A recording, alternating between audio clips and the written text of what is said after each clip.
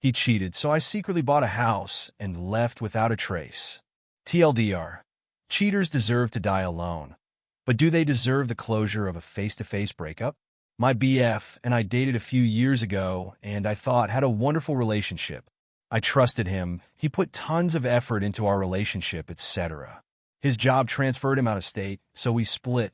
He begged for LDR, but I said no. He'd been trying to get back together ever since. He'd routinely ask about coming to see me when he had time off work, and when I would book solo vacations. He'd ask if he could meet me at my destinations. I declined, but things eventually worked in my favor, and I said, FK it? Why not? We were good together. And if it doesn't work? I got the once-in-a-lifetime chance to live in NYC for dirt cheap. I want to see him a half dozen times or so, and we got back together. Since he had his own place thanks to mommy and daddy's money, I sold my little house, moved across the country to the heart of New York City, and started paying him super cheap rent. I soon learned my lesson. Dude was cheating, and not just with anyone, with high-dollar prostitutes.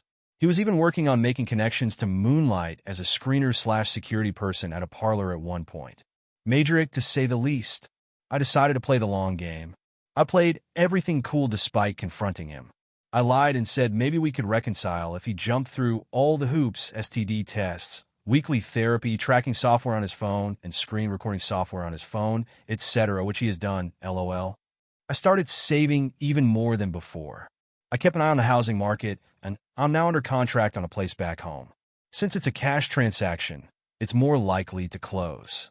My closing is in 2.5 edit, 3.5 weeks. I've already secured a job transfer with my company who allows me to move at will. I'll be renting a car, and since I didn't come here with much, it'll take me literally 2 hours to pack and load up everything max. So here's my question. I kind of want to leave him a 30-day notice letter on the kitchen table along with a check for November's rent and a refund on his portion of the vacation we booked, with my keys and a lockbox on his door. Then, maybe right, because all cheaters deserve to die alone or something to that effect, or maybe even a more detailed closure letter of sorts. Then, I'll send a follow-up duplicate copy of the 30-day notice certified mail while on my road trip, so he can't pretend he didn't get it. That sounds so satisfying, even though it'll cost me an extra $600 to give him notice then, around October 5th, instead of October 1st, since I'll own November's rent. We don't have a written lease, and I doubt he'd come after me for it. But I sure the hell ain't leaving it to chance and giving him any excuse to try and find me, considering all his legal connections. Per New York law, our verbal month-to-month lease is enforceable. Then, of course, I'd dip, block him on everything, change my phone number, and skedaddle. The other option is to tell him by October 1st, stay with him a few more days, and then go. Hotels here run $250 plus nightly, and that's without my dog, who obviously has to come too, so exiting the place October 1st is less than ideal.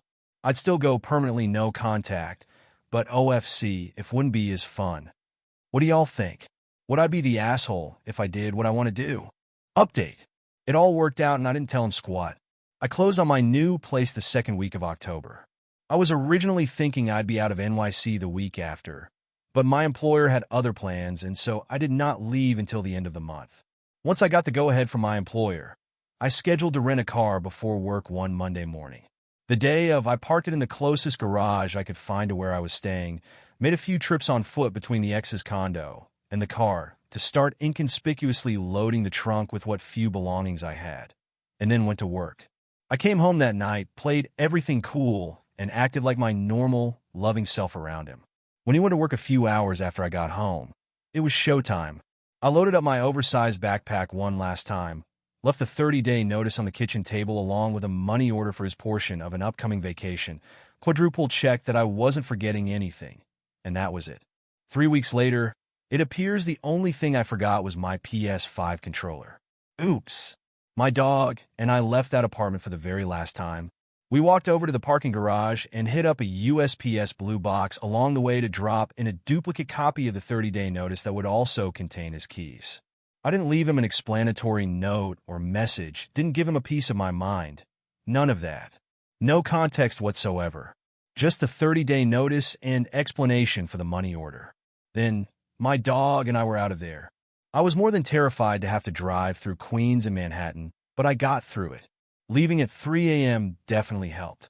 Once I was well into New Jersey a while later and way out of the NYC metro, I stopped for gas and took a few minutes to block his ass on every conceivable platform. I drove over 15 hours straight and crashed that night at a Motel 6 20 minutes from my new address. I was back in the Midwestern city I've called home since graduating college years ago. The next morning, at 10 a.m. sharp, I met with my realtor to pick up my new keys and see the condo I bought for the first time. I love it here. Just my dog and I furnishing and decorating this little space has been a blast. I live in a high-rise complex that includes 4 buildings of rentals, 1 senior living building, and then mine, which is all owned condominiums. My first apartment ever was in one of the rental buildings, and back then I found myself looking at listings in this building wishing I could just buy one of them instead of renting since I love living there. Lo and behold, 13 years later my condo is the exact same floor plan that I loved then. I sure the hell would have never thought back then that this would be the story to get me here, however.